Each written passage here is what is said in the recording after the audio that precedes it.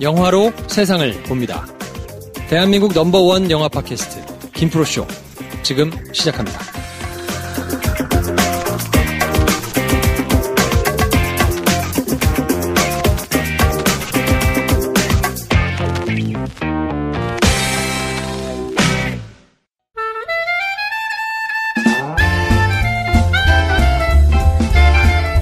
네, 오늘은 영화 얘기하는 날입니다. 네. 자기소개하겠습니다. 안녕하세요. 취향이 세상을 바꾼다. 배감독입니다. 안녕하십니까. 영화 투자 배급사에 연락하겠습니다. 메가박스 황대리입니다. 언제 할 거야? 하고 있어요? 하고 있나 내가? 이게 하고 있는 건가? 뭔가 컨택이 있긴 있구나. 그럼요. 아, 정말? 여기까지. 알겠습니다. 네, 전 성장 영화 좋아하는 김프로고요. 네. 오늘 하는 영화는 물괴. 물괴. 뭐가 맞습니까? 물괴. 물괴겠죠? 괴가 맞겠지? 네. 괴물 거꾸로 써놓은 거 아니야? 자, 이거보다 더 중요한 사실이 있어요. 네. 물괴는 무슨 물괴야? 단관. 중요하죠. 단관이 중요해요, 여러분. 네. 이러실 거예요, 계속? 너무 아쉽다면. 이러실 거예요? 이럴 줄 알았으면 200석을 했지. 그렇지. 처음에 고민을 했거든요. 네. 왜냐면 우리한테 주어진 옵션이, 160석. 혹은 380석. 너무 극단적이죠. 너무 극단적이야. 아니, 근데, 160석, 그러니까 중간에 있어요. 뭐, 200석짜리 이런 게 있는데, 거기는 제가 안 가봐서 모르겠는데, 극장 측에서 말하기를, GB를 할. 공간이 없구나, 앞에. 그 하긴 별로다. 그래서 거기서는 잘 하지 않는다. 그래서 GB를 하는 것이 156석짜리 하나, 그리고 382석짜리. 네. 보통 300석 넘는 데서 집이 잘 안 하는데. 그죠? 그래서. 말소도 잘 안 들리고. 156석은 근데 우리가 하는 여의도에서 보다 훨씬 작아요. 좌우로 길게 돼 있거든요. 3개로 나눠져서 돼 있는데, 그래서 이게, 어떻게 해야 되지? 고민이 좀 되는 거지. 그래서 그냥 소소하게 할까. 근데 우리 게시판에 이 많은 막 아쉬움의 물결. 네. 그렇죠. 이걸 보시고, 네. 우리 최희연 원장님께서. 네. 그래도, 사람이 왔다가 자리가 없어서 못 오는 것보다는 큰 곳이 낫지 않을까요? 그렇죠. 제가 정확히 기억합니다. 그 말이. 네. 그리고 그 말을 듣고 저도 같은 생각을 했어요. 지방에서도 많이 오실 텐데. 이 생각을 했어, 내가. 지방에서도 많이 오시려고 할 텐데. 그러니까. 그래서 내가 바보였다. 일부러 토요일 오후 네. 시간으로. 그렇죠. 혹시 이제 돌아가시는 분들이 기차 타고 이렇게 오시면. 그렇죠. 너무 늦지 않게. 그것까지 다 생각했단 말이지. 한 6시 50분 이렇게 그렇죠. 땡겨가지고. 네.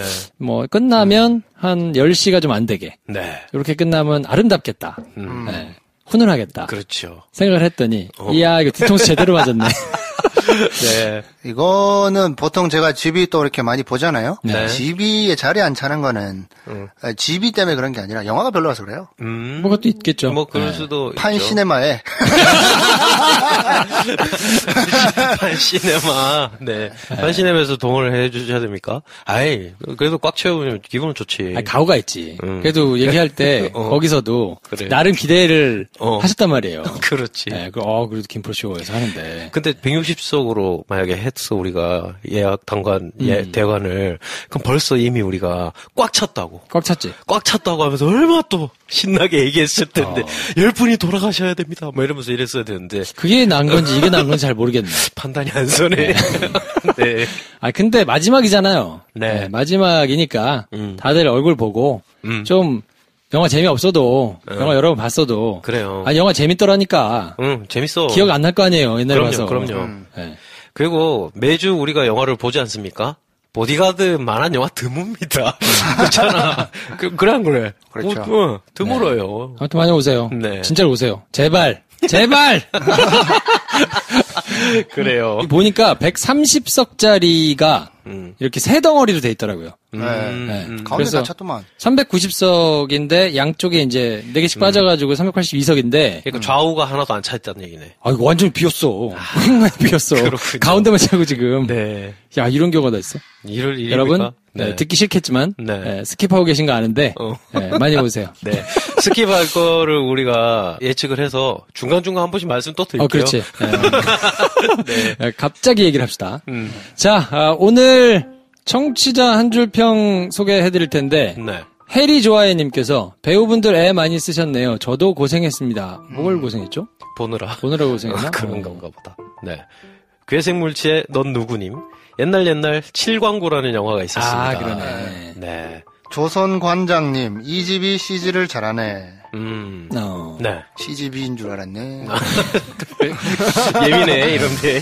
자, 창의적인 삶을 꾸려가는 모던 파더를 위한 잡지 볼드 저널. 이번 달에 새 호가 나왔거든요. 네. 원래 같으면 저희가 이제 모셔가지고 지난번처럼 새 호가 나오면 하기로 했는데 네. 이번 달에 닿는 바람에 그 약속을 못 지켰네요. 아, 그러네요. 괴생물체 넌 누구 님께 드릴 테니까 잘 읽으시고 미식 잡지 파인다이닝은 조선관장님께 드리겠습니다. 네, 축하드립니다. 감사합니다. 자, 일단 물개 김프로의 줄거리 소개로 시작하고 그 다음에 자세한 얘기를 한번 해보도록 하죠. 네.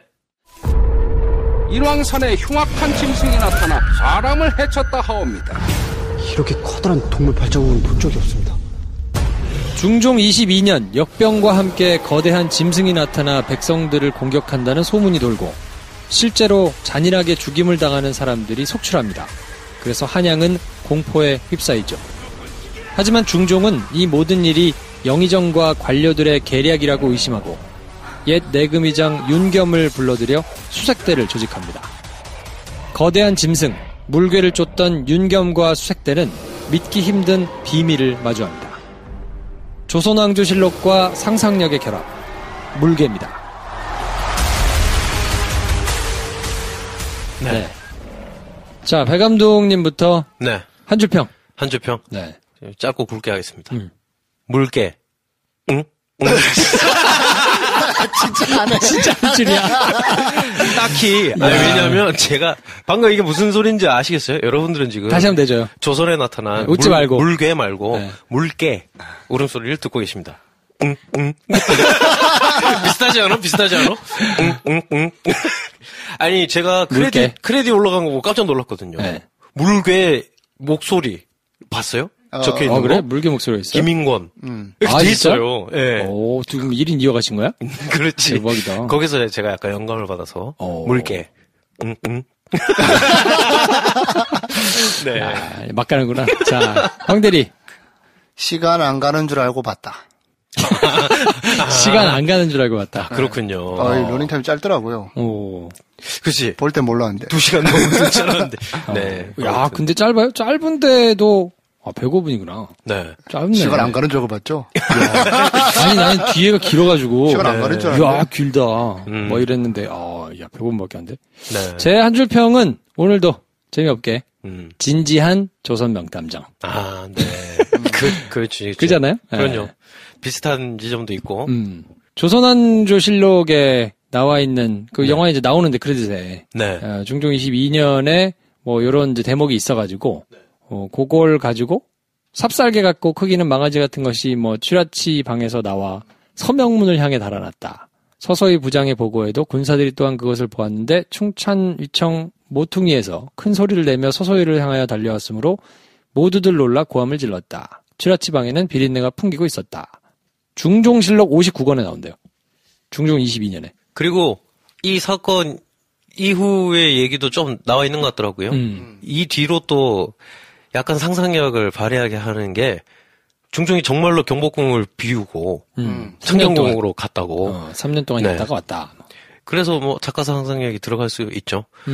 그리고 실제로 군인들이 놀랐다는 얘기랑 그리고 이거를 왕한테 고해야 돼 말아야 돼 고민을 하다가 앞에 약간 니줄 가면서 괴이한 얘기라 신경 쓰실 건 없는데 라고 하면서 얘기를 했다는 거예요.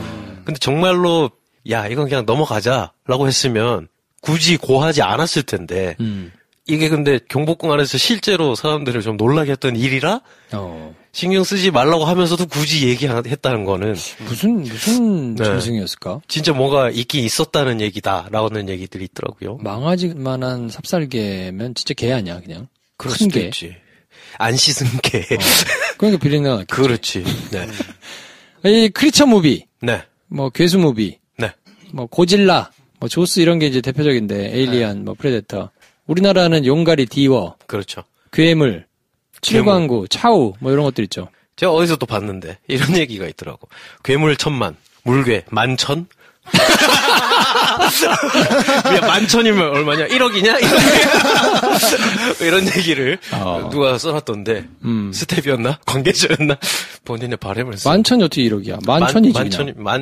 만천. 만이랑 천을 곱하, 천만, 난 왜 곱셈으로 생각했지? 만천 그냥, 만천. 1,000명. 그럼 매긴 거네. 매긴 거지. 난 매출액을 얘기하나 싶었는데. 만 곱하기 만을 이렇게 빨리 계산했단 말이야? 그렇구나. 만천. 제가 지금 약간 물개 빙의하고 있어서 계산이 잘 안 돼요. 자, 영화의 기본 정보 한번 훑어주세요. 네, 황대리의 기본 정보입니다. 물개, 몬스트럼. 방금 영어한 거야? 몬스터도 아니고 몬스트럼이네. 하다 만 것처럼 밀리. 무슨 뜻이지? 찾아봐야 되겠다. 몬스터의 어원인가 봐요. 그러니까 이게 우리가 흔히 생각하는 몬스터 하면 괴수, 괴물 이렇게 생각하는데 물괴라는 단어가 한자 단어가 우리나라 그 실록에 물괴라는 말이 나오기도 하고 실제로 중종 때 이제 실제로 어떤 형상이 있는 괴물이 날뛰었다는 얘기가 나와서 이제 이걸 인용한 거긴 한데 의례적으로 뭔가 괴이한 일이 벌어져서 실제로 사람들 눈에 보일 때 그걸 이제 물괴라고 칭했다고 하더라고요. 그러니까 물개가 없는 해는 없으나 특히 올해는 어쩌저쩌고 하면서 뭐 지진 그리고 막 우박이 이상하게 쏟아지고 했던 거를 이제 일컫는 말이기도 해서 아마 이렇게 어려운 말로 그냥 몬스터라고 하지 않고 그보다 좀 더 근원 있는 단어로 한 거 아닌가. 그러겠죠. 네. 105분이고요. 15세 관람. 액션이 내라니. 약간 그런 생각이 드네요. 제가 지난 녹음의 이제 마지막쯤에 아리와 이제 시리를 통해서 약간 사단을 일으킨 것 같은데 저도 좀 내가 너무 이상한 소리를 했나 싶어서 그거를 재생을 집에서 해본 것도 아니겠습니까? 그래. 난리였어요. 막 핸드폰 시리 켜지고 아리 켜지고 스피커폰을 듣는데 들을 수가 없더만. 정말. 네, 되게 인터랙티브한 그런 방송이 아니었나, 그런 생각을 해보고, 그걸 듣고 이 방송을 듣는 분들은 좀 당황하실 수도 있을 것 같아요. 네. 아니, 그 난리를 치던 애가 오늘 왜 이렇게 조용한 거야? 전 그래요. 약 먹었니? 비염약 먹었겠지. 별로 새롭지 않아. 전 그때 감정에 충실한 것 같습니다. 그래요. 네. 105분이고요. 15세 관람갑니다. 9월 12일에 개봉했고, 연출은 허종호 감독님입니다. 출연은 김영민, 김인권, 이혜리, 최우식, 박성웅, 박희순, 이경영. 네. 출연료가 되게 화려하죠. 그리고 제작은 태원 엔터테인먼트. 배급은 롯데. 배급 제공 롯데, 시네그룹 키다리 엔터, 이렇게 돼 있는 거 같고. 키다리 NT. NT. ENT. 네. ENT. 네. 코를 왜 파냐고. 리액션을 제대로 하라고. 피곤하네요. 네. 네. 제작비 총재 125억이라고 돼 있는데 여기에 명시적으로 나온 게 잘 없더라고요. 그래서 처음이니까 80억부터 최소 125억까지 나와 있던데 순재가 그렇다면 80억이고 총재가 120억 정도 되는 게 아닌가. 120억이면 BP 얼마입니까? 그래서 보면 한 300만 정도를 들어야 된다고 하는데 기대해보죠. 그리고 스크린은 1183개 개봉해서 첫날 한 10만 명 정도 들었다고 하는데 바야흐로 추석을 앞두고 이제 대작 영화들이 이제 라인업 위용을 갖춰가고 있는데 협상이 9월 10일 날 언론 배급 시사회를 했고 명당이 11일 날 그다음에 12일 날 안시성 그것보다 한 주 빨리 한 게 이제 오늘 하고 있는 물개 되겠는데. 네. 야 그러면 추석 때는 요 4개가 다 잘라먹는 거네요. 그렇죠. 오. 이게 누가 이기냐? 한국만의 유독 특수한 상황인 것 같은데 첫 번째는 추석 때 이상하리만큼 한국 영화를 많이 본다. 네. 가족들이 보통 보니까. 네. 한국 영화를 많이 보고 그렇기 때문에 두 번째는 사극을 주로 본다. 네. 그래서 다 사극인가? 협상 빼고. 그럴 수 있죠. 그런 상황이고 그래서 보통 이제 추석 때 가져가는 그 영화를 보는 추석 기간에만 보는 관객 수가 한 1,500만 명 정도 1,500에서 1,700만 명 정도 된다고 하는데 올해는 어떻게 될지 모르겠지만 관객 수는 정해져 있고 이 공식에 맞아 들어가는 영화는 메인 배급사에서 배급한 서너 개 영화가 있는데 어떻게 나눠갈 것인가. 야, 잘라먹는 거 보는 게 골고루 400만, 400만씩 가져가면 누구 하나 눈물 흘릴 일 없이 좋을 수도 있겠지만 아무도 그걸 노리고 있지는 않을 거고 최후의 승자 둘 정도를 노리고 있는 상황이 아닌가 싶은데 배급 이제 시사회가 끝나서 이제 여러 가지 커뮤니티나 트위터나 SNS에 많이 평들이 올라오잖아요. 네. 정말 하나하나 볼 때마다 다이나믹합니다. 그렇군요. 개인적으로 한번 전망해 주세요. 오늘 평 들어보니까 안시성 저는 걱정을 많이 했거든요. 너무 비주얼에 치우친 건 아닌가. 영화의 전체적 만듦새나 출연진이. 안시성이 그런 걱정이 있었는데 생각보다 되게 볼거리가 있다라는 평가가 좀 들려오고 저희 플러스앱에서 배급하는 명당이 괜찮다. 라는 얘기를 이제 듣고 있어가지고 그 2개 정도가 최후의 승리자가 되지 않을까 싶은데 확실한 건 물개나이다. 아, 그래요? 물개하고 협상하고는 좀 어렵나? 협상을 안 봐서 모르겠고 물개는 어렵지 않을까. 그래요? 그렇게 한번 전망을 해봅니다. 전 물개가 제일 많이 본다. 진짜? 이렇게 한번 질러봅니다. 왜요?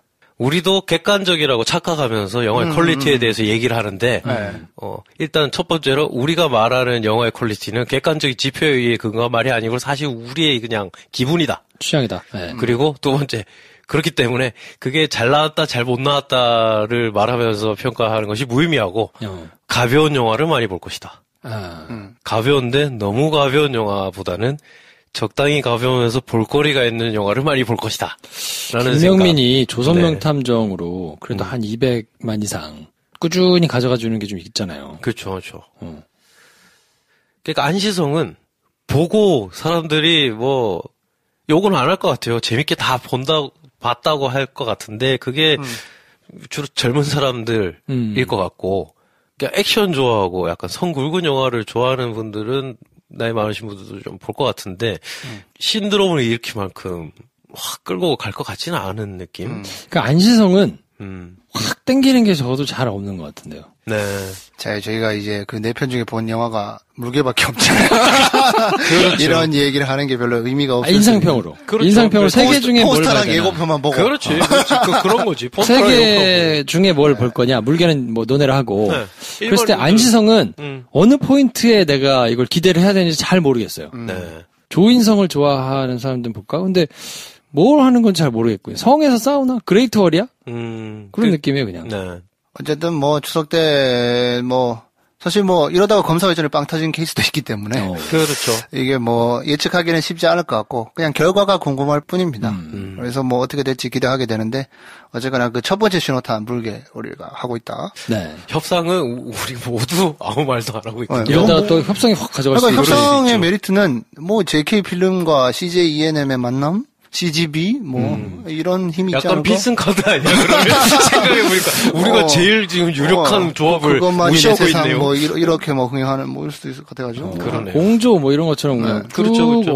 하다가 갈 수도 있죠. 안 봐서 모르겠어요. 어떻게 될지는. 정말 알다가도 모를 일입니다. 네, 자, 감독은 허정호 감독인데 감독 필모를 한번 훑어줄까요? 네. 공교롭게도 이분 영화를 한 편도 못 본 감독님입니다. 아, 그래요? 제가 못 봤더라고요. 한 편도. 성남 변호사 안 봤어요? 네. 보니까 맨날 화나 계신 분이 왜 성남 변호사라고? 나? 왜 그래? 물개는 아니지 않아? 짖을 뿐이지. 보니까 2001년 뉴스데스크라는 단편 영화를 하나 만드셨는데 영화 제목이더라고요. 뉴스데스크. 네. 뉴스에 출연하셨나 했는데. 영화 전체가 뉴스 형식으로 진행된대요. 약간 서치 생각도 나고. 그러시겠네. 그리고 2001년에 승부라는 단편을 또 한 편 찍으시고 2007년 눈부신 아래 조감독 박강수 감독. 굉장히 우리나라의 베테랑 대선배 감독님이지요. 그분이 연출한 눈부신 아래의 조감독. 요때 인연으로 이경영 선배를 캐스팅했다. 이렇게 얘기를 하는 인터뷰를 봤는데 이번에 그래서 이경영 씨가 영의정으로 물개에 나오시죠. 2011년 카운트다운 47만 봤네요. 이 영화 각본 감독을 하셨습니다. 이 영화가 프리브르 국제영화제 비평가상을 받았다고 나와 있고 2015년에 성남 변호사 감독 112만.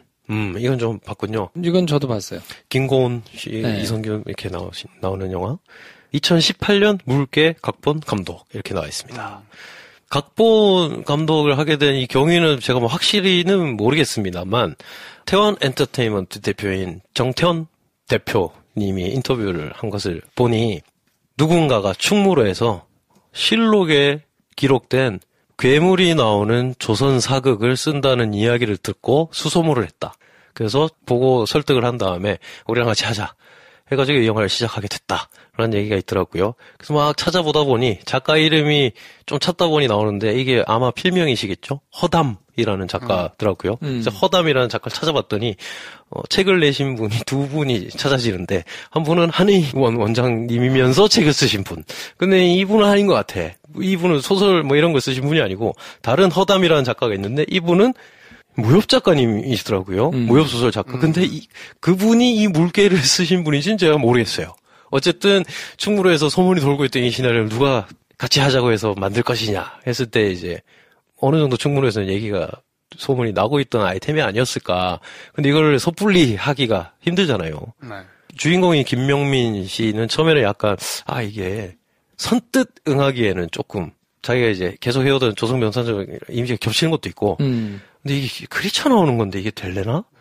그리고 잘 된 크리처 영화가 드물다 보니 특히 한국에서는 잘 된 경우도 있지만 진짜 망한 경우도 있으니까 약간 좀 이건 도전이었다. 근데 그때 태원 엔터테인먼트 대표 신뢰할 만한 분이라고 생각을 했고 그때 준비 과정을 보고 이건 되겠네 라고 생각해서 흔쾌히 주인공을 하겠다고 했고 그 뒤로 이제 감독님이 말씀하시기에는 거의 뭐 꿈의 캐스팅 원하는 캐스팅이 다 되면서 이제 영화가 들어가게 됐다라는 기사를 봤는데 차후에 신정원 감독이 원래는 추진하던 프로젝트인데 정우성 주연이었대요. 그렇죠. 작서의 변, 제가 그 얘기를 습격. 하려고 지금 준비를 하고 있었는데 그렇구나.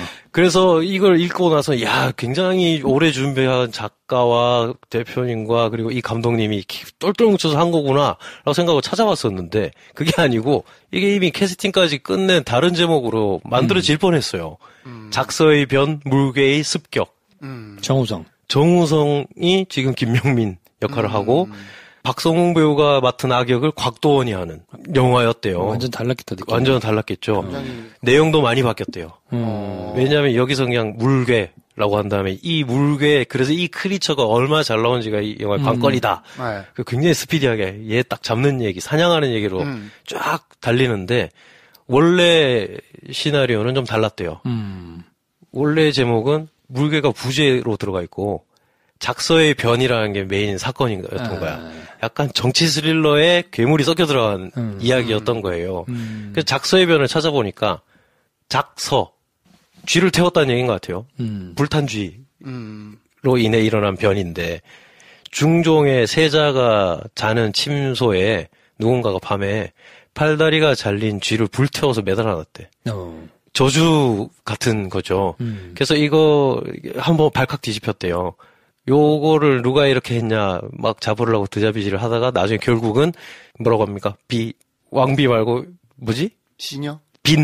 빈궁 뭐라고 갑자기 왜 조선사에서 쓰는 말이 생각이 안 나지? 첩. 그거 있잖아. 그거 뭐야? 첩 말고 프린스십 도와줘. 프린스십. 어쨌든. 네. 그러니까 부인이 여러 명이잖아요. 왕에게도. 야, 생각 안 난다. 야, 이럴 때 환장하겠어. 갑자기 생각 안 나네.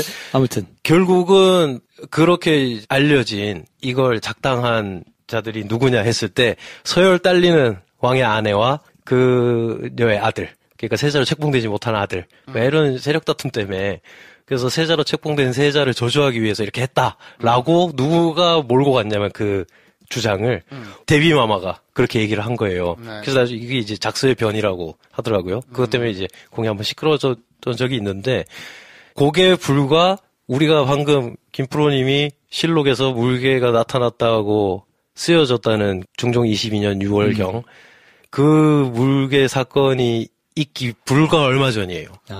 그러니까 이런 흉흉한 일이 연달아 일어났던 거예요. 그래서 데뷔가 궁을 옮겨야 된다고.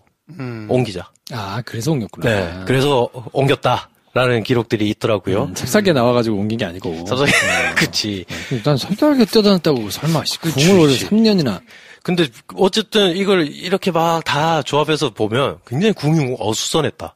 그 당시에. 그렇겠네. 그리고 왕권 자체가 그렇게 강력한 왕이 아니었기 때문에 좀 뭔가 쇄신이 필요하다거나 아니면 뭔가 좀 잠시 좀 정돈할 일이 있었던 거 아닌가 국내에서 거기에 이제 상상력이 더해져서 원래 시나리오는 작서의 변, 물개의 습격 이렇게 돼 있던 것이고 그때 그래서 막 자료를 찾아보니까 정우성이 우리나라 마치 글래디에이터 같은 인물이다라고 나온 걸 보면 정치 싸움, 세력 다툼에 밀려서 억울하게 뭐 누명을 쓰고 했다가 다시 자리를 복권하고 하면서 왕을 구하고 하는 얘기가 아마 더 중점적으로 있는 좀 더 진중한 이야기가 아니었을까라는 그냥 생각을 해보는데 그럼에도 굉장히 그때 크리처를 제대로 만들어야 된다는 생각을 하긴 했었다, 그때도. 왜냐하면, 그때 대대적으로 홍보를 한 게, 정우성이 글래디에이터의 왁시무스 같은 인물로 나오고, 각도원이 그의 대체점에 있는 악당에 캐스팅됐다. 그리고, 괴물은 웨타 디지털이라는 반지의 제왕을 만든 회사죠. 후반 작업을 했던. 그 회사가 하기로 했다. 라는 기사까지 막 쭉 나오더라고요. 꽤 구체적으로 갔었네요. 그쵸. 근데 그때 감독은 신정환 감독이다. 차오를 만들었던. 네. 왜 엎어졌지? 그런데 어떻게 된 영무인지 감독 주연이 싹 전부 다 완전히 교체되고 시나리오도 좀 방향이 많이 수정된 이 지금의 현재 버전이 나오고 거기에 연출을 맡은 게 바로 허정호 감독님이다. 네. 많이 찾아봤네. 관심이 많았네. 니네한테 아까 링크 보낸 것 같은데 안 읽어봤니? 네, 되게 꼼꼼히 봤네. 네, 뭐 그런 백스토리가 있습니다. 자, 아무튼 그래서 처음에 그렸던 거하고는 완전 다른 모양새 영화가 나왔는데 네. 평론가들 평점 좋지 않습니다. 네. 네, 우리 평식 오빠 2개 주셨어요. 고슴도치를 부풀렸군. 이렇게 해버리면 어떡해. 그러니까요. 내가 더 심했나? 갑자기. 이용철 씨는 심지어 1개 반. 와, 드문데. 조선이 동네 북도 아니고. 아. 송영국 씨 2개 반. 현란함보다 정확함이 필요하다. 임수연 씨 2개 반. 배우들도 말리게 하는 시나리오. 장영엽 씨 2개 반. 괴수만 새로울 뿐 어디서 많이 본 듯한 이야기. 네. 네. 전반적으로 짜네요. 그러네요. 근데 약간 서치를 보고 화면이 새로울 뿐 어디선가 많이 본 스토리라던가 인디 진영에서는 이미 나온 얘기다 하는 거랑 비슷한 맥락의 이야기도 있는 것 같고 괴수만 새로울 뿐 어디서 많이 본 듯한 이야기는 모든 괴수물 영화에 적용되는 말 아닌가 라는 생각도 들고 뭐 그러네요. 어떠셨어요? 인상평만 얘기하고 자세한 거는 2부 넘어가서 합시다. 괴수가 마음에 들었어요. 그래요? 아, 물개가. 해태랑 괴수라고 하면 안 되지. 해태랑 닮은 점이 굉장히 마음에 들었어요. 어울리더라고요. 그래요? 좀 그 궁에, 궁에서 이렇게 있는데 내가 익숙한 이미지라서 그런지. 왜냐 나는 이렇게 막 돌아다니다가 갑자기 이렇게 문 앞에서 돌로 싹 굳어져가지고. 나랑 똑같은 생각했네. 회색으로 변할 것 같고. 나중에 그래서 뭐 걔를 잡은 것 때문에 근데 걔랑 약간 나중에 막 좀 교감을 한다던가 그래서 그거를 이제 악기나 이런 걸 쫓는 형상으로 만들어서 성에 이렇게 놔뒀다라고 할래나? 근데 그럼 너무 역사 왜곡이니까 막 약간 그런 생각하긴 했어요. 네. 어울리는 모양으로 디자인은 잘한 것 같다. 물개가 괜찮았다. 네. 어떠셨어요? 저는 물개가 좀 안타깝더라고요. 항상 피부병이 걸려있는 모습만 보여주니까. 얘가 깨끗한 모습으로 보면 얘도 참 귀여울 것 같은데. 한 번도 그런 씬이 없이. 네. 피부병으로 구분해야만 했나. 얘도. 피부병을 왜 걸리게 했을까? 그러니까 뭐 그냥 사람들이 죽인 것과 물개가 죽인 걸 구분하기 위해 그런 장치를 좀 쓴 게 아닌가. 뭐 그냥 찢어 죽인 거 하고 역병이 그렇다고 해도 물개의 피부병이 꼭 있어야 했나. 좀 제가 아토피를 겪고 있는데 아토피를 겪고 있는 사람으로서 좀 안타까웠다. 물개만 두고 좀 그런 거는 있고 영화에 대한 전반적인 인상평은 감독이 되게 열심히 만들었다. 라는 생각이 들더라고요. 모든 부분에 있어서 되게 열심히 만들었는데 왜 개연성은 열심히 안 챙겼나. 뭐 이런 생각은 드는데 비문이네. 모든 부분에서 열심히 만들었다는 생각이 들었다며.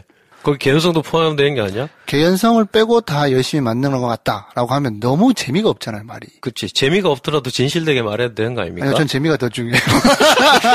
저랑 방송하루 못하는 거 아니잖아요. 항상 연출이란 과장과 생략이다 라고 배 감독님 저한테 맨날 말씀하셨잖아요. 아니요. 아니야. 전 생략과 과장이라고 했습니다. 똑바로 못 알아듣고. 네. 그러면 또 재미가 없잖아. 그 말이. 네. 과장과 생략이다. 그래야지 이게 또 어감이 재밌지. 그렇군요. 뭐 그런 거 아니겠습니까? 저는 워낙 이게 땅바닥이어서 그랬는지. 이거 누가 이걸 써놓은 걸 봤어요. 은근히 조선 명탐정이다. 네. 그래서 조선 명탐정이 이제 제 스타일이 아니다 보니까. 이것도 그냥 그러겠지. 네. 또 막 악평을 그렇게 많이 봤어요. 일부러 보려고 본 게 아닌데. 네네. 지나가다가 어떻게 했는데, 악평을 그렇게 했다고. 네. 물개에서 연기는 물개가 제일 잘한다. 뭐 그런 걸 달아놨어. 네. 아니 도대체 뭐 연기를 얼마나 못하길래. 해리 씨 연기 못한다고 또 막 그래놨길래 야 정말 망작인가? 라는 생각을 하고 조조 영화로 네. 들어갔더니 그 큰 극장에 나랑 남자 하나랑 둘이 앉아있더라.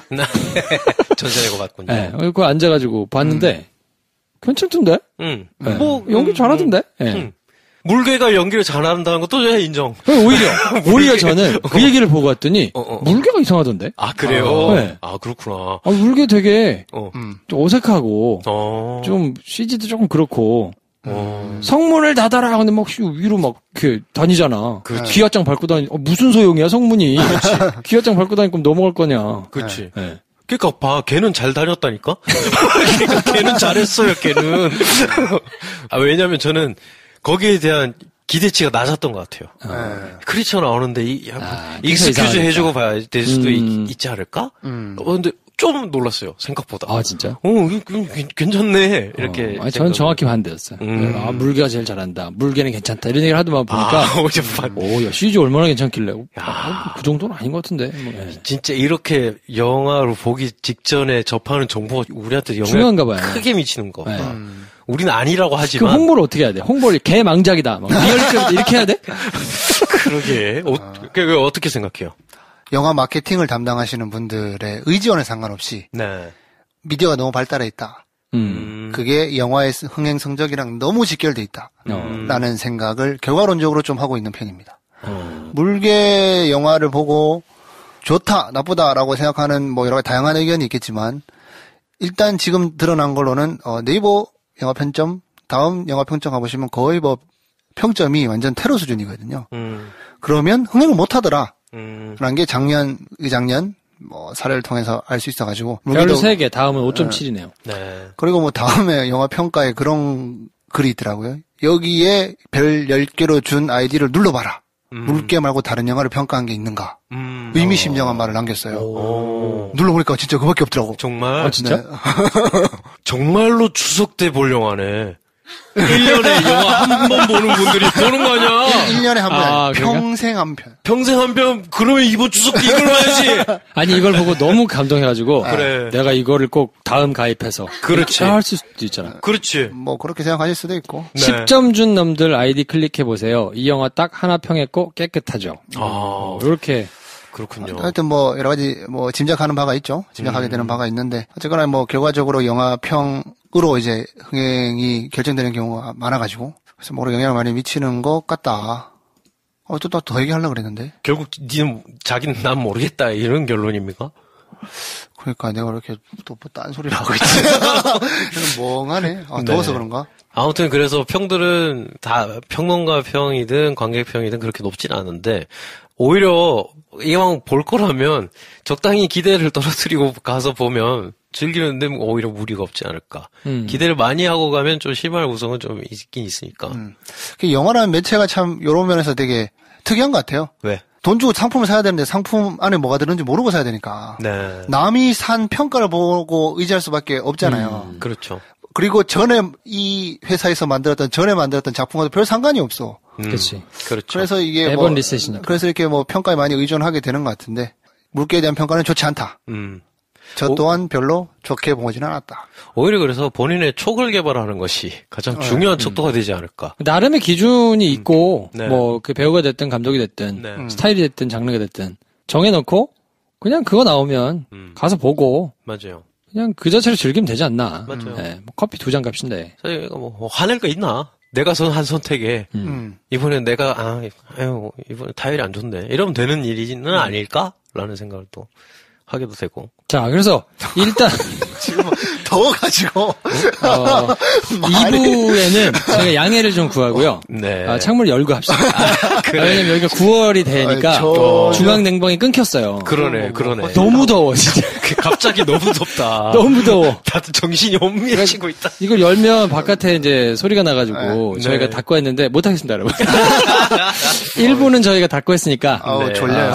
전하는 말씀 듣고 2부에 스포일러 포함된 걸 가지고 얘기할 때는 창문을 좀 열고 하겠습니다. 그리고 뭐 이렇게 노이즈가 너무 심하다, 바깥 소리가 너무 심해서 이렇게 청취자한테 방해된다. 그럼 테리 오빠 제 아까 그 물개 소리 가끔 넣어주세요. 잠 깨시게. 이 에피소드에는 영화에 대한 스포일러가 엄청 많이 포함되어 있습니다. 난 말했어요, 분명히.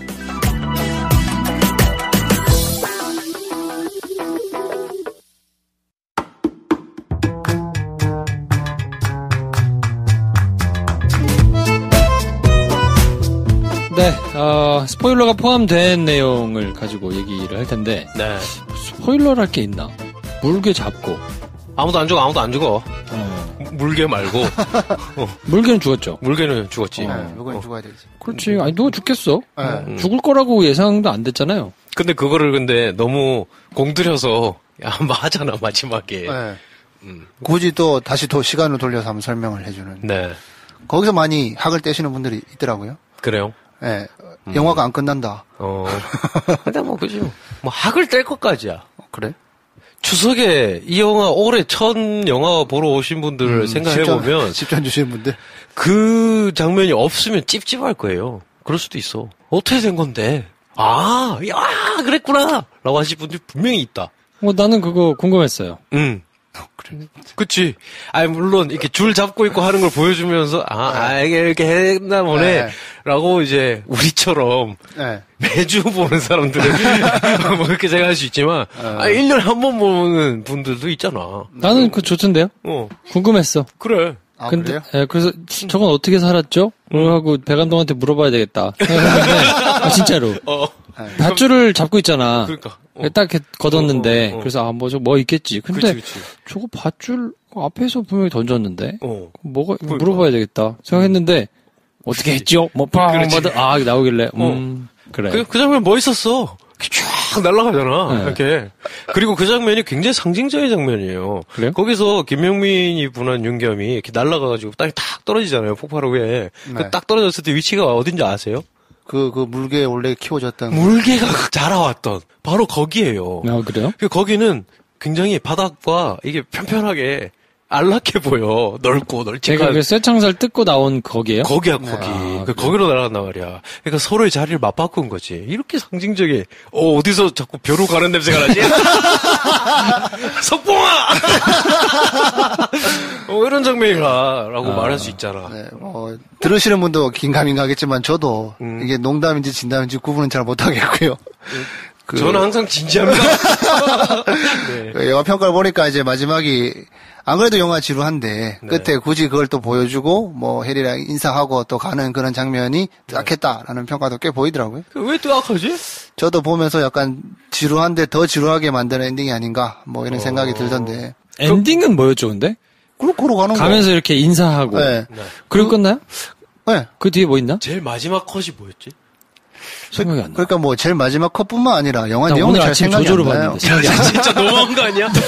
조조를 봤어. 김명민이 이렇게 인사하고 걔네가 또 다시 한번 목례하고 그치. 그리고 끝났나? 근데 너무한 거 아니야라고 내가 김프로를 막 비난했는데 불과 12시간 전에 먼저 본 거야. 나도 사실 개봉한 날 봤으니까. 기억이 안 나는데.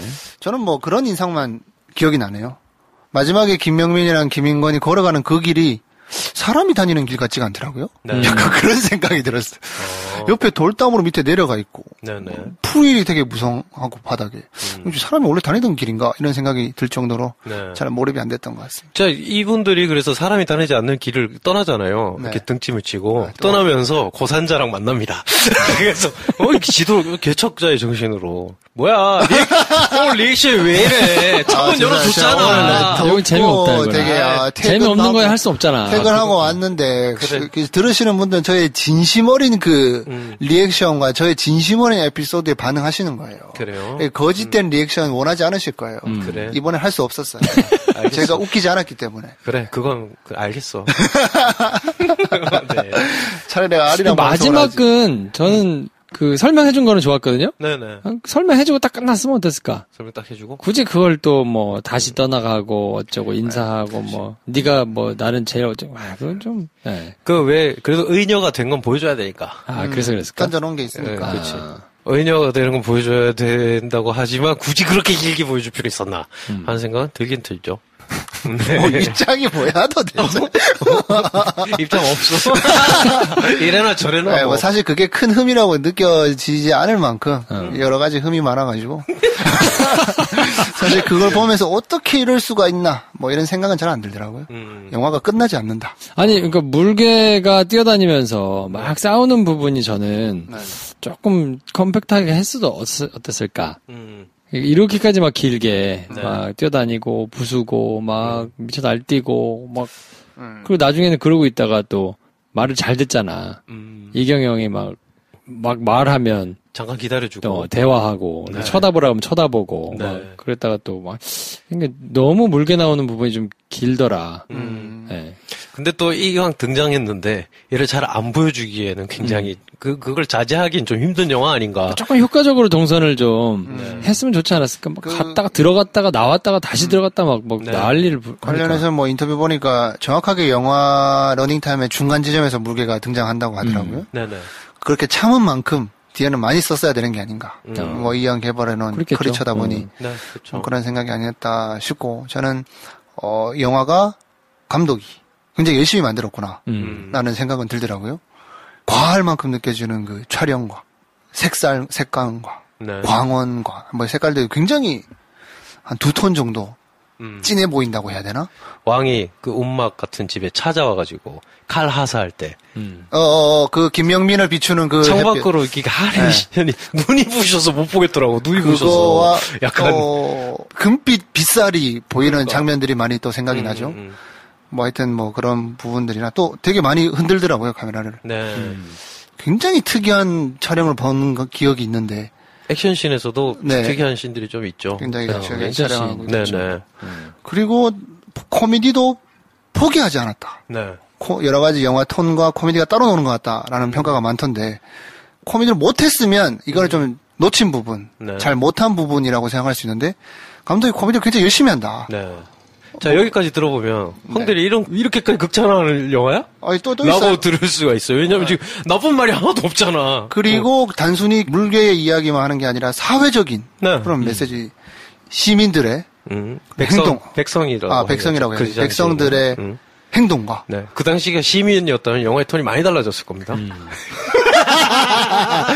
그리고 왕과 여소야대 상황인가요? 그런 상황에서의 그런 이 사회적인 풍파를 이용해서 권력을 지려는 그런 내용까지 굉장히 놓치지 않고 굉장히 많은 거를 열심히 한 영화인데 개연성이 없다. 개연성이 없다. 네, 뭐 이런 부분에서 보통 감독들은 어찌됐든 어떠한 일관성을 보여주기 마련인데 이런 열심이 왜 영화의 이야기, 개연성에는 적용되지 않았는가. 이런 부분에서 참 특이한 영화가 아닌가. 그래서 마치 저는 앞 1부에서 그 영화를 누구한테 추천하겠느냐는 질문을 안 하고 넘어갔는데 저 약간 준비해왔거든요. 영화를 너무 보고 싶은데 돈이 10,000원밖에 없다. 그러면 이 영화를 보시면 될 것 같아요. 어떻게 봐요? 왜냐하면 이 10,000원 내고 이 영화를 보면 영화를 5편 본 것 같을 거예요. 50,000원어치. 진짜? 50,000원어치. 괴수 영화를 한 편 본 느낌도 있을 거고 신랄한 정치 비판극을 보는 느낌도 있을 것 같고 거기다가 조선 명탄정 후속편을 보는 듯한 그런 느낌도 있을 거예요. 거기에 멜로가 있어요. 이런 것들이 보통 이제 잘 어우러지면 유기적으로 잘 연결되어 있다고 하는데 이건 물리적으로 잘 분리가 돼 있어요. 그래요. 전혀 상관이 없어요.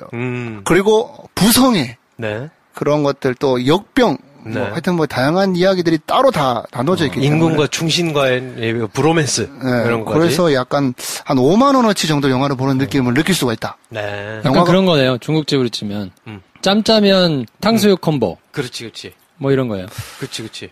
그래서 뭐 다 만족하실지는 잘 모르겠으나 적어도 10,000원 내고 50,000원어치 영화를 보는 느낌이 있다. 왜냐하면 또 영화가 끝나는 느낌이 안 들거든요. 희한하게 돌려가네. 희한하게 돌려가네. 굉장한 영화가 아닌가. 이런 생각을 한번 해봅니다. 결론은 그러니까 황 대리는 올해 본 영화 중에 최고였다. 그렇지 않아? 너무 한 문장으로 정리하는 평가는 하지 않겠다. 너무 쉽게 정리가 되니까. 근데 오늘 되게 이제 이제 녹음도 얼마 안 남았고 해서 네. 내가 왜 다 끝나는 마담에 손에 피를 묻히나 내 혀에 피를 묻힐 수는 없다. 네. 난 굉장히 차분하게 담담하게 감상평만 전달해야지라고 했는데 그렇군요. 벌써 뭐 입가에 막 피가 막 묻어 있는 그런 느낌이 드네요. 정신도 지금 제정신이 아닌데. 그러면 일단 어차피 앞으로 남은 에피소드 얼마 안 남았는데 네. 라고 하면서 이제 그러면 그게 이제 녹음 전에 생각하면서 올라온 걸 거 아니야. 그렇죠. 내가 굳이 왜 손에 피를 묻히나 라는 생각하고 올라왔다는 거네. 네. 그걸로 평가가 끝난 것 같은데. 네 손에 칼이 쥐어져 있었다면 이 물계란형을 찌르고 싶었다는 거잖아. 야, 괜찮아. 비유가 괜찮은데. 네. 그랬나 봐요. 저는 김인권 씨가 되게 인상적이었어요. 네. 다른 분들은 네. 그냥 원래 하시던 만큼 하셔서 그냥 잘하시니까 다들 뭐 네. 김명민 씨는 김명민 씨 나름대로의 스타일을 하시고 네. 박신 배우도 그렇고 뭐 박성훈 배우도 그렇고 다들 원래 하시던 만큼 하시니까 놀랍진 않았는데 김인권 씨는 옛날에 비해서 톤이 좀 달라졌던데. 사투리를 쓰고 뭐 이렇게 하는데 목소리만 들으면 머리 없는 분 누굽니까? 네? 머리가 타짜에서 네. 김상호 배우. 네. 네. 네네. 그분 목소리하고 너무 똑같더라고요. 뭐 그렇게 느낄 수 있겠죠. 저는 뭐 그것보단 이 또한 한편의 영화인 것 같다. 김인권 배우가 출연하는 그런 장면들만 모아도 한편의 영화가 되는 것 같다. 아, 그래요? 느껴질 정도로. 거기서 잘못하면 톤이 굉장히 튈 텐데. 네. 왜냐면 혼자만 지금 하드캐리 하는 거잖아요. 네. 웃기느라고. 그쵸. 잘못하면 나머지 다 진중하고 거기 뭐 이렇게 안 붙으면 되게 이상할 텐데. 네. 잘 붙여서 가던데요. 그리고 살도 많이 찌었대요. 13kg를 야. 증량해서. 근데 그게 그냥 막 먹고 일부러 살을 찌운 게 아니라 근육도 붙여가면서, 그러니까 본인 덩치가 커진 거야. 그러니까 보통 예전에 평체보다 한 10몇 킬로가 더 이상 몸을 불려가지고 액션도 많으니까 몸도 좀 근육 운동도 하면서 했더니 약간 본인도 얘기를 하더라고요. 약간 발성이나 성대가 달라졌는지 목소리가 좀 목소리 그렇게 나왔다.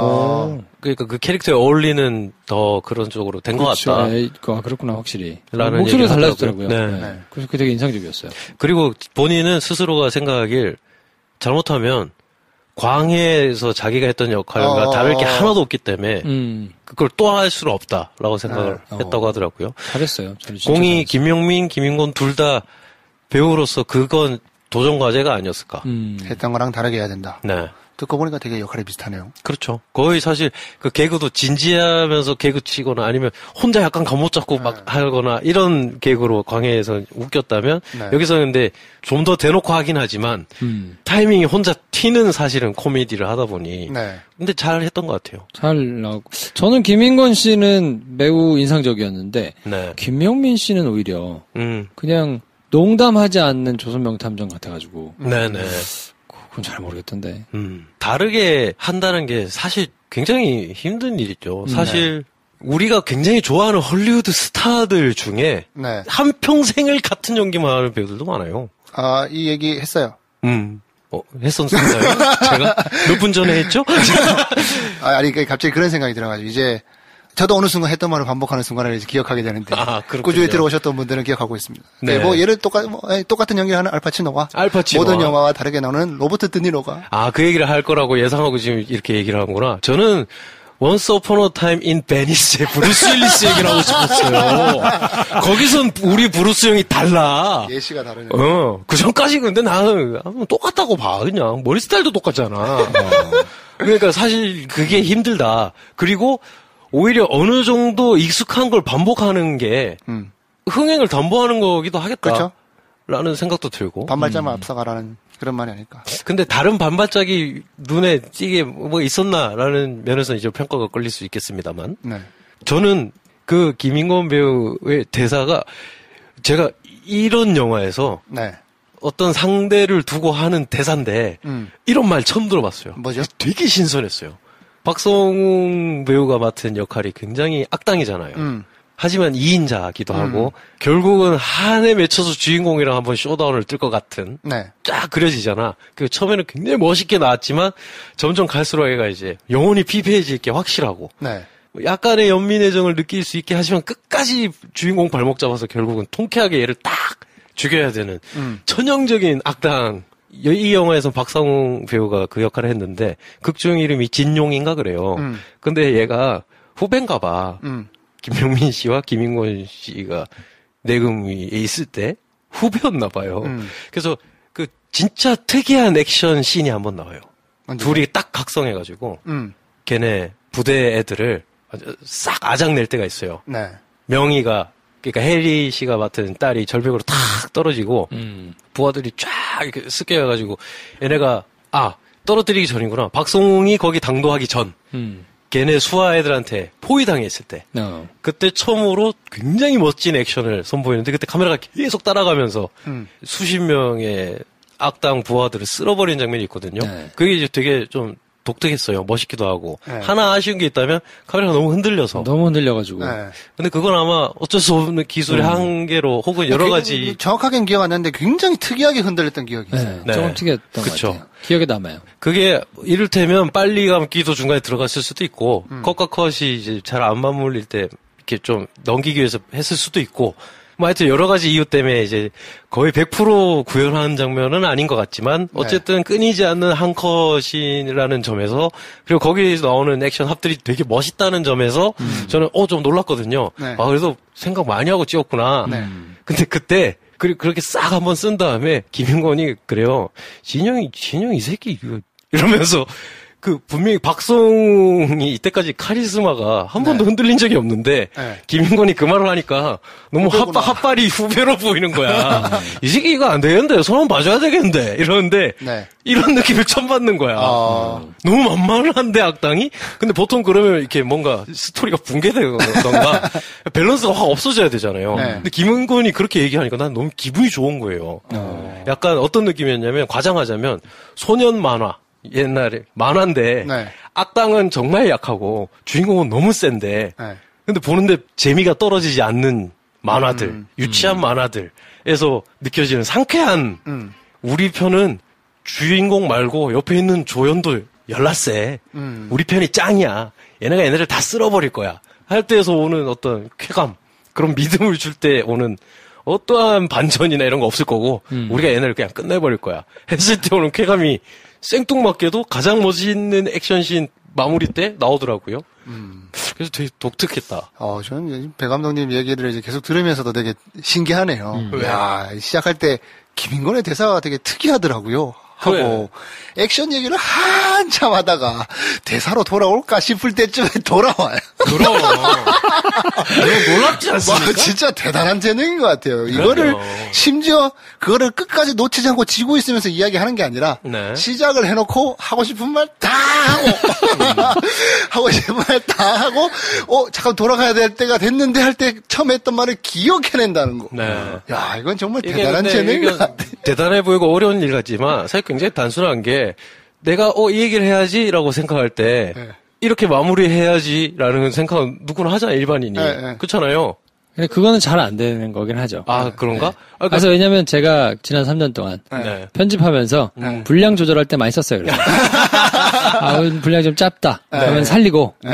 오늘은 조금 분량 좀 줄여야 되겠다. 그러면 그 가운데를 아무리 길어도 싹 덜어내면 붙어. 그냥 되게 콤팩트한 한 문장이 되잖아요. 그렇지. 이 사이에 불필요한 10문장을 굉장히 많아.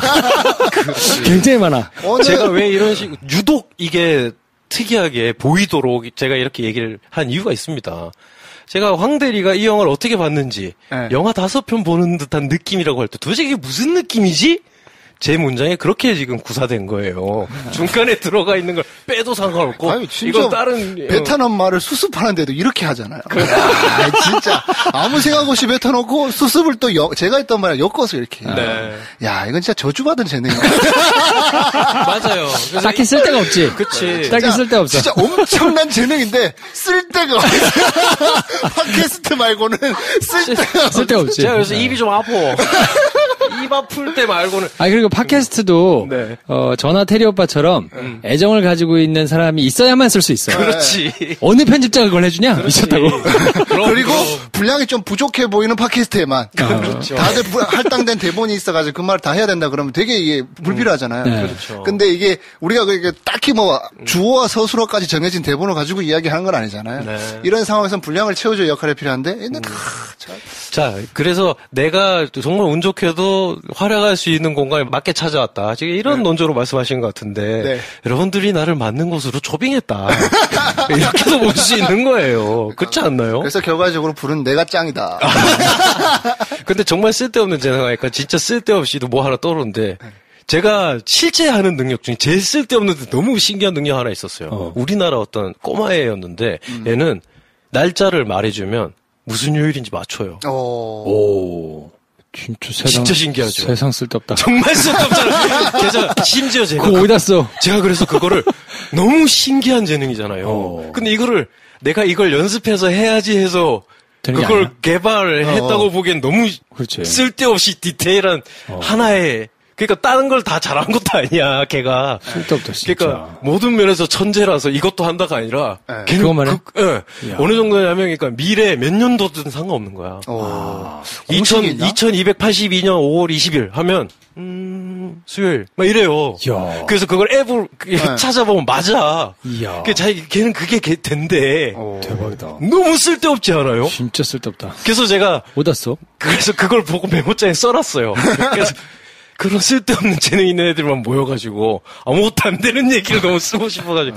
근데 그 사람의 얘기할 만한 재능을 제가 못 찾았었는데 지금 제 재능도 거기에 필착한다는 그러니까 저는 이런 쓸데없는 재능에 관심이 많아요. 저도 이야기를 만들어갈 때 이런 얘기를 많이 했었거든요. 네. 이거 듣고 또 쓰시는 분들 되게 기가 솔깃할 것 같은데 우리가 하나 소스 하나 드려야 될 것 같은데 네. 예를 들면 이런 거예요. 축지법을 써요. 근데 길치야. 뭐 이런 거 있잖아. 그리고 그 바람의 검심에 나오는 켄신 같이 발도제를 하는 거예요. 칼을 뽑는 순간 한 칼에 그냥 누구를 죽일 수도 있는데 피를 보면 토해요. 진짜 짜증난다. 그렇지. 이런 뽑을 때마다 토해야 되겠네. 그렇지. 그 옆에 토하고 있으면 옆에서 애가 내 이름 무슨 요일이야 이러면서 막 요일 맞춰주고 막 하등 쓸모없는. 그 투시력을 가지고 있어요. 모든 걸 다 꿰뚫어 볼 수 있는데 엄청난 근시야. 눈앞에 갖다 대야지. 갖다 놓으면 뚫어서 볼 수 있어. 뚫어서 볼 수. 막 이런 재능들만 모인 슈퍼히어로 이야기. 여기 한 명 더 있네. 여기에 하나 더 얹을 수가 있겠네. 모든 캘린더, 모든 어떤 날짜를 찍어도 요일을 얘기할 수 있는 현대인. 그거를 모든 사람이 다 확인할 수 있어. 스마트폰으로 넘겨보면. 걔가 조선시대에 있으면 뭐라도 될 텐데. 하여튼. 이거는 영화로 나올 것 같네요. 그러게요. 네. 누군가 이거 혹 가져가실 것 같습니다. 네. 그들이 어떠한 문제를 맞닥뜨리는데 이 쓸데없는 재능들이 다 모여가지고 결국에는 어떤 일을 어떠한 솔루션, 어떤 해결책에 도움이 돼서 마무리되는 이야기 제가 계속 쓰고 싶었거든요. 근데 이 이야기는 완성될 수 없어요. 왜냐하면 이 쓸데없는 재능은 정말 쓸데가 없어요. 그래서 얘들이 뭘 할 수가 없어. 얘들이 뭘 기여할 수 있는 바가 하나도 없어요. 아무리 생각을 해봐도 얘들이 결국엔 돌고 돌아 뭔가 도움이 돼야 될 텐데 결국 아무런 도움이 안 돼. 그래서 지구가 망해야 돼요. 네, 뭐 지구가 망하면 신기하겠네. 근데 누가 이거 가져다가 쓰시면 꼭 인스파이어드 바이 김프로쇼 그래요. 달아주세요. 달아주십시오. 이거 내 필승 아이템. 이렇게 다 까버리면 어떡해. 괜찮아. 누구도 그 솔루션을 못 찾을 거예요. 그래서 영화가 될 수가 없어요. 그래요. 하여튼 아니야. 근데 또 거기서 또 착안해가지고 될 수 있는 근데 이를 들으면 이제 저는 사실 감질만 나게 정도만 얘기한 것 같아요. 뭐냐면 이 재능 들었을 때 그냥 이런 애가 있대라고 지금 캐릭터 3개 얘기했는데 딱 빵 터지잖아요. 한 개는 방금 배감독이 저는 이런 캐릭터 한 10개를 가지고 있어요. 오, 예, 좋네요. 인지 시네마틱 유니버스라고. 하등 쓸데없는 재능을 가지고. 거기서 내가 하나 해줄게. 또 재능, 현대인으로 하자. 현대인으로 해야 이제 히어로물 주인공으로 어울리니까 사극은 좀 힘들잖아. 더 봐야 되고. 누구의 핸드폰에 있는 AI라도 불러낼 수 있는 애. 얘가 아리야 하면 무조건 어떤 목소리로 어떤 이름으로 불려야 되는 애들이 다 자기한테 대답하고. 근데 현대는 좀 약하더라고. 이게 사극으로 그래? 가야 돼. 생각 많이 했네. 좀 쉽지 않아. 진짜 생각 많이 했구나. 그럼요. 사극으로 가야 돼. 그렇군요. 하나 정도만 더 깔까? 네. 뭐야, 또 뭐 있어? 지금 생각하는 거 아니야, 지금? 기억이 안 나. 메모장까지 열 수는 없고. 지금 요 정도? 야. 이게 약간 들었을 때 바로 아는 요 정도. 야, 진짜 신기하다. 그리고 메모장에서 나 그 캘린더 요일 맞추는 애 써놨었거든. 야, 세상 쓸모없는 재능 이렇게 써놨었는데. 비슷한 생각을 하는 사람이 많네요. 야, 그러면 이거 되게 흔한 아이들한 얘기야. 네. 저는 영화 보면서 조금 마음에 걸렸던 게 한 부분 있는데, 네. 저는 사실 이거 얘기하면 오늘 영화에 대해서는 다 얘기하는 것 같아요. 뭐 얘기할 게 없어. 뭡니까? 조선 중종 시대인데, 네. 광화문 현판은 박정희가 썼네. 박정희 글씨더라고. 그렇지. 그래서, 저거 광화문 글씨체라도 좀 딴 걸로 바꾸지. 야, 맞네. 네. 와, 그건 생각도 못했다. 그래요? 그러네. 전 그거 보고 튀어가지고. 광화문, 내가 아는 광화문 맞네? 이러면서 봤는데. 이거 박정희가 쓴 건데? 근데, 맞네. 그대로 있길래. 그 연판은 박정희가 썼죠. 네, 좀, 바꾸지. 라고 생각이 좀 들어가지고. 네. 야, 거기까지는 미처 생각을 못했나 보네. 전 다 얘기했습니다, 이제. 진짜. 근정전이 박살이 나잖아요. 그런 장면 처음 봤어. 큰 화면으로. 그렇지. 좀 쾌감이 있더라고요. 우리 항상 막 어떤 역사 아니면 뭐 역사적으로 있었던 걸 약간 좀 바꿔가지고 상상력을 발휘해서라고 하는데 어느 정도 선까지가 있었던 것 같은데 이 영화가 딱 그 순간에 뭘 쑥 넘는 듯한 느낌? 야, 왕이고 뭐고 됐고 지금 중요한 게 그게 아니야. 얘를 잡아야 되거든? 야, 그럼 어디서 잡는 게 낫지? 근정전에서 빵! 하자. 했을 것 같은 느낌? 그래서 그거 뭐 CG랑 여러 특효가 조합된 장면일 거 아니에요. 근데 그 장면을 만드는 사람들도 약간 쾌감을 느꼈겠다. 마치 바스타즈에서 히틀러가 죽는 장면을 찍어버린 타란티노처럼 그렇지 이렇게 해도 되잖아. 굳이 안 할 필요 없잖아 라는 생각이 들더라고요. 그리고 그거랑 연결되는 장면으로는 좀 말이 안 되는 것 같긴 하지만 인왕산이 막 불타고 있고 그래서 이제 종묘사직 그 비석들 서 있는 그 경복궁 앞에서 영의정과 왕이 이렇게 얘기를 할 때 그 뒤가 완전 한양이 불바다잖아요. 불바다죠. 그런 장면들은 장르적인 재미를 주면서 어울리는 그림을 생각을 했구나라는 생각이 들었어요. 네. 저는 진짜 개연성이 너무 떨어지는구나라고 생각하면서 보다가 어느 순간 포기한 것 같아요. 지금 여러 가지 이야기하시는 것만 들어도 그때 그 캐릭터, 그 사건들의 말이 되지 않음이 먼저 생각나는 걸 봐서는 예를 들면 김인권 배우의 경우에는 그래도 조선의 뭐 손에 꼽히는 무사였던 사람인데 옷을 갈아입고 범인을 쫓아야 되는 그 순간에도 막 어설프게 쫓으면서 말 타고 간다고 놓치는 그런 모습을 보면서 야 이건 너무 일관성 없는 게 아닌가 뭐 이런 생각을 뭐 앞에 밥을 흘리고 뭐 이런 거 뭐 물고기 못 잡고 이런 거는 뭐 이제 지나서 그렇게 캐릭터가 됐다고 하는데 옷 갈아입고 이제 자기 역할을 해야 되는 시점에도 그러는 거 보면서 왜 이러지? 라고 뭐 느꼈던 기억이 다시 생각이 나고 박성웅도 되게 뜨악하는 장면이 하나 나오죠. 괴물한테 가장 먼저 거의 벼르고 벼르다가 가장 먼저 짓밟히는 캐릭터가 나오는데 약간 이 배우만 스포가 조금 나고 다시 재건하게 되잖아요. 살아나서 다시 살아나서 또 멋있는 액션을 하고 쫙 클로즈업 잡고 죽는 그런 모습이 나오면서 얘는 뭐가 이러지? 얘는 때리다가 침이 묻어서 괜찮아졌나? 막 이런 생각이 바로 생각나는 것처럼 이 여러 가지 장면들에서 이렇게 아쉬움들이 많이 느껴졌던 것 같아요. 뭐 또 하나 떠오르는 게 김영민 배우는 이혜리한테 하는 대사가 맨날 가지마, 오지마 밖에 없는데 항상 그 말을 잘 따르는 딸. 그래서 아무 일이 일어나지 않는 뭐 이런 모습을 보면서 어느 순간 포기한 게 아닌가. 그래서 전혀 몰입하지 못하고 저는 본 것 같습니다. 저는 마지막에 빵 터졌네. 그 큰 극장에서 둘이서 보면서 웃을 일이 없잖아요.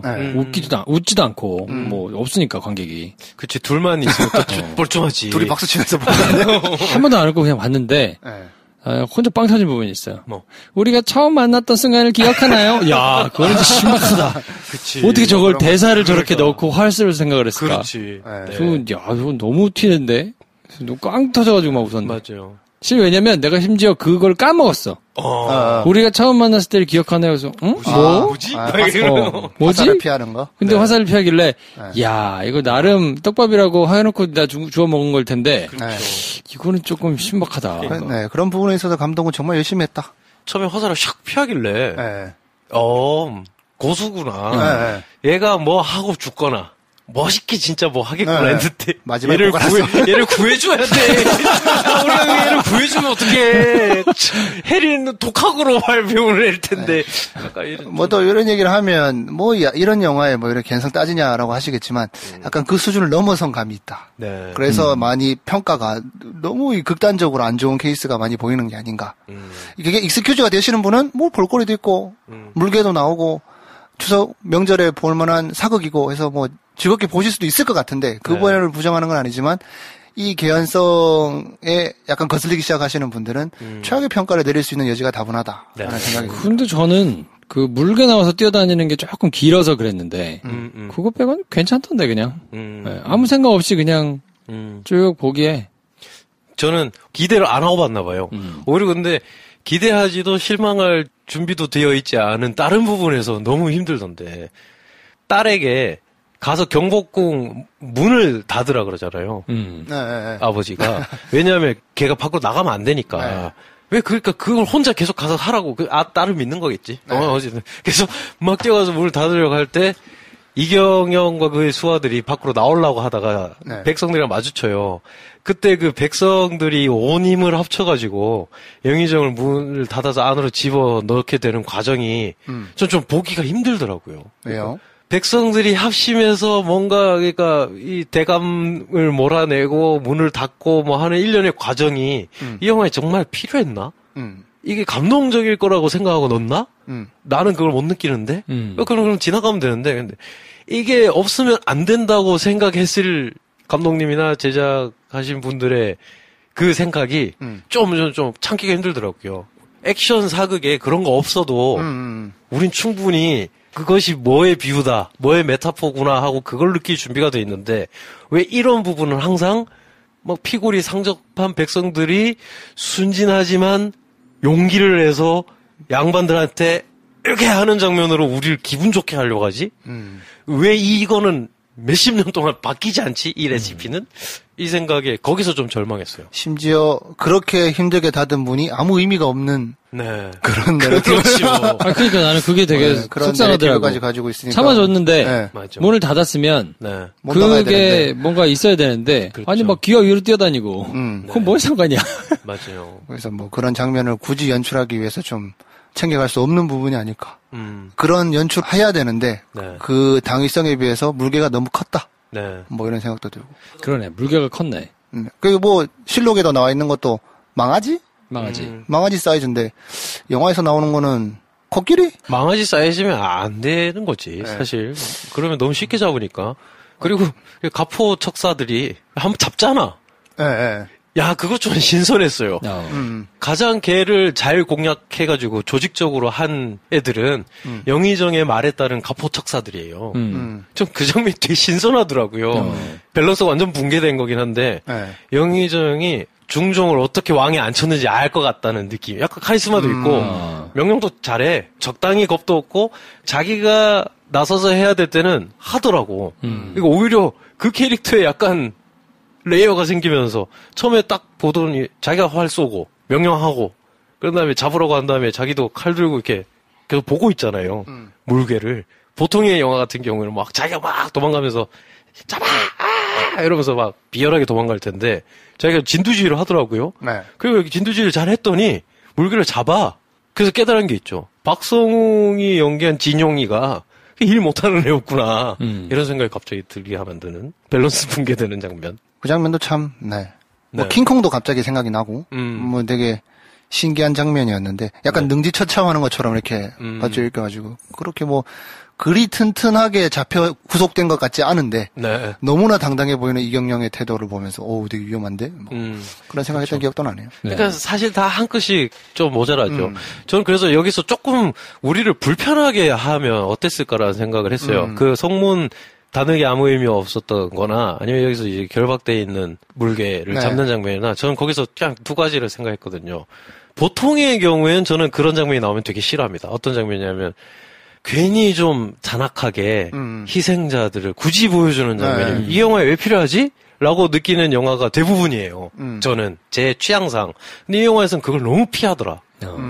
그리고 더미로 만들었다는 게 우리가 너무 확실하게 보이는, 그러니까 더미라고 하면 마네킹처럼 만든 그런 시체는 또 되게 잔인하게 막 잘라놨어요.